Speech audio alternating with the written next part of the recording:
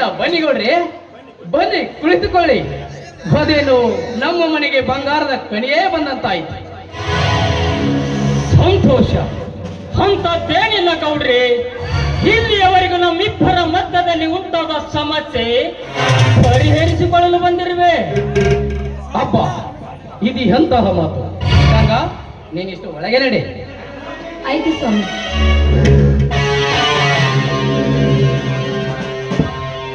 ಸಿದ್ದನಗೌಡ, ಮೂರನೇ ತಲೆಮಾರಿನ ನಮ್ಮ ಅಜ್ಜಿಯವರ ತಾಯಿ ಒಬ್ಬರೇ ಆಗಿರುವಾಗ ಅಲ್ಲಿಂದ ಇಲ್ಲಿಯವರೆಗೆ ಅವರು ಹೇಗೆ ನಡೆದುಕೊಂಡು ಬಂದಿದ್ದಾರೋ ಹಾಗೆ ಹೋಗೋಣ.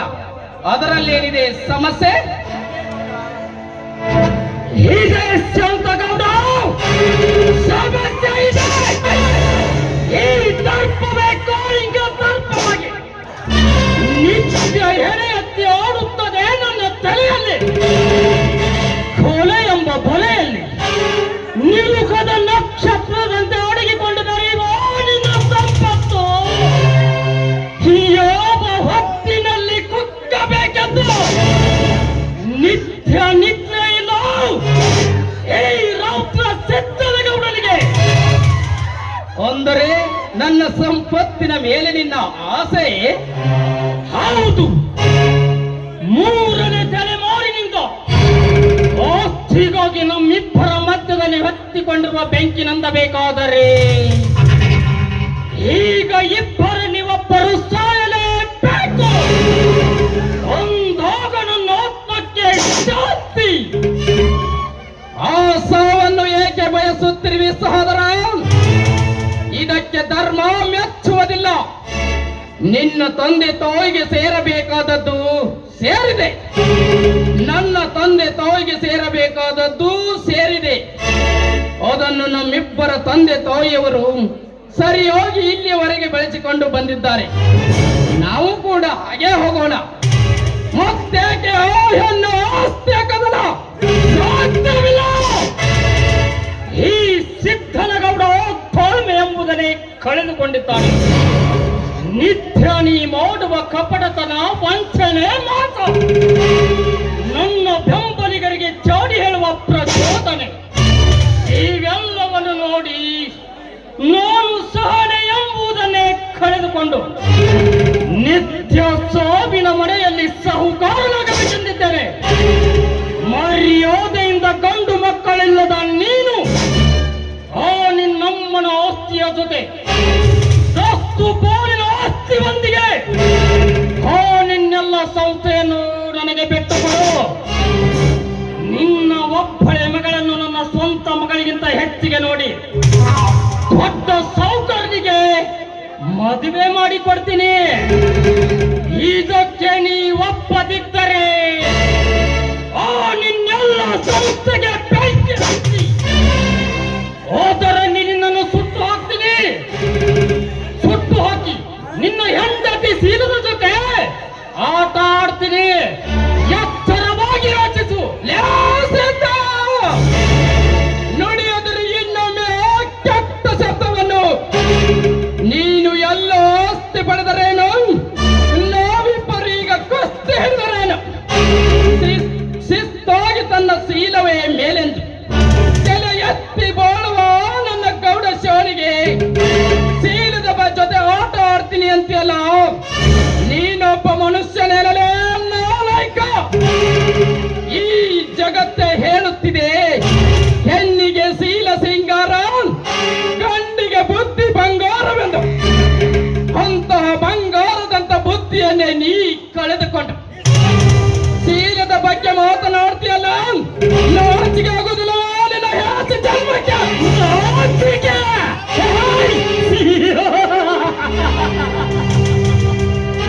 ನಾಚಿಕೆ ಎಂಬ ಮೂರಕ್ಷರದ ಮರ್ಮನು ತಿಳಿದಿದ್ದರೆ ನೋಡಿ ಕಾರ್ಯಕ್ಕೆ ಕೈ ಹಾಕುತ್ತಿರಲಿಲ್ಲ. ಗೌಡ, ಅವೆಲ್ಲ ಆಸ್ತಿಗೆ ಸೈ ಹಾಕುವುದಿಲ್ಲವೇ? ಆಗುವುದಿಲ್ಲ, ಆಗುವುದಿಲ್ಲ. ಸಹಿ ಹಾಕುವುದಿಲ್ಲವೇ?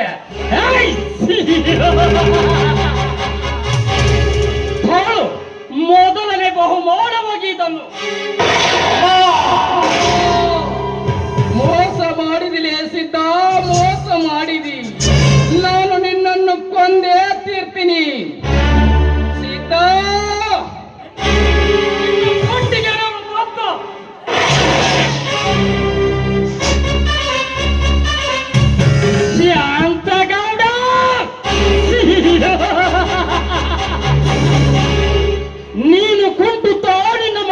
ಸೇರುವುದರೊಳಗೆ ನಿನ್ನ ಹೆಂಡತಿಯ ಶೀಲ ತಿಂದು ಸಿಪ್ಪೆ ಮಾಡಿ ಆ ನಂತರ ನಿನ್ನ ಸಹಿ ತಗೊಂಡೇ ಹೋಗ್ತೀನಿ. ನೋಡ್ತಾ ಇರು.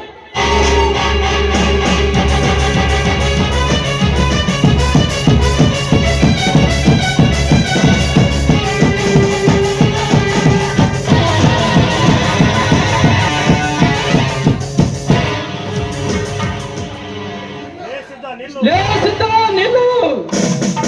ಅಯ್ಯೋ ದೇವರೇ, ಎಲ್ಲ ಆಳುಗಳು ಹೊಲಕ್ಕೆ ಹೋಗಿವೆ. ಈಗ ನಾನೇನು ಮಾಡಲಿ? ಹೇ ಅಖಂಡೇಶ್ವರ, ಕಾಪಾಡು ತಂದೆ, ಕಾಪಾಡು.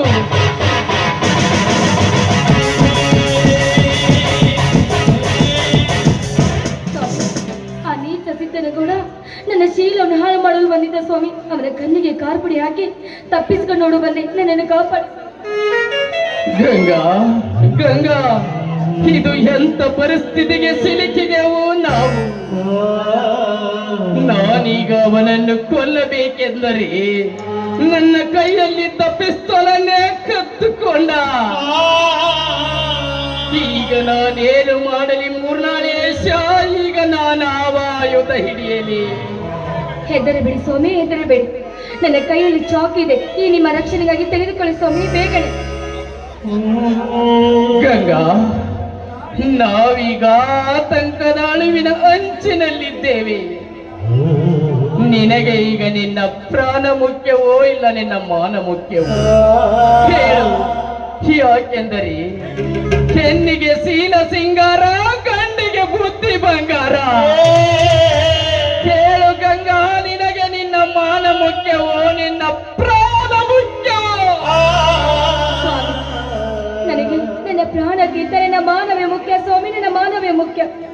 ಯಾಕೆಂದ್ರೆ ಪ್ರತಿದಿನ ಪ್ರತಿ ಮಾತಿಗೊಮ್ಮೆ ಹೆಣ್ಣಿಗೆ ಶೀಲ ಸಿಂಗಾರ, ಗಂಡಿಗೆ ಬುದ್ಧಿ ಬಂಗಾರವೆಂದು ನೀವೇ ಹೇಳಿಲ್ಲವೇ? ಹಾಗಾದರೆ ಈಗ ನಿನ್ನ ಪ್ರಾಣ ಹೋದರೆ ನಿನ್ನ ಮಾನ ಉಳಿಯುತ್ತಿದೆ. ಮಾನ ಹೋದ ಮೇಲೆ ನಿನ್ನ ಪ್ರಾಣವೂ ಹೋಗುತ್ತಿದೆ. ಅದಕ್ಕಾಗಿ ಸುತ್ತ ಹತ್ತೂರಿನಲ್ಲಿ ಈ ಸೌಕಾರಣ ಮನೆತನದ ಕೀರ್ತಿ ಉಳಿಯಬೇಕಾದರೆ, ಚಿರಕಾಲ ನಿನ್ನ ಹೆಸರು ಉಳಿಯಬೇಕಾದರೆ ಗಂಗಾ, ನೀನು ಸಾಯಲೇಬೇಕು.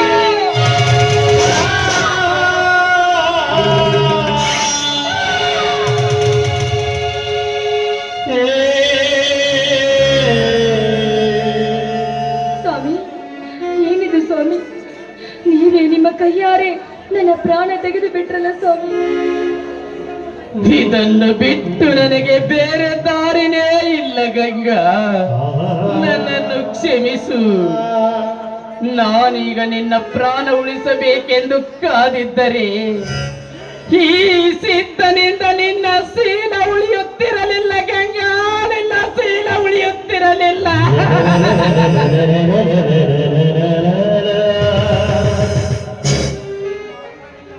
ಇದು ನನ್ನ ನಿನ್ನ ಮಾನದ ಪ್ರಶ್ನೆಯಾಗಿತ್ತು.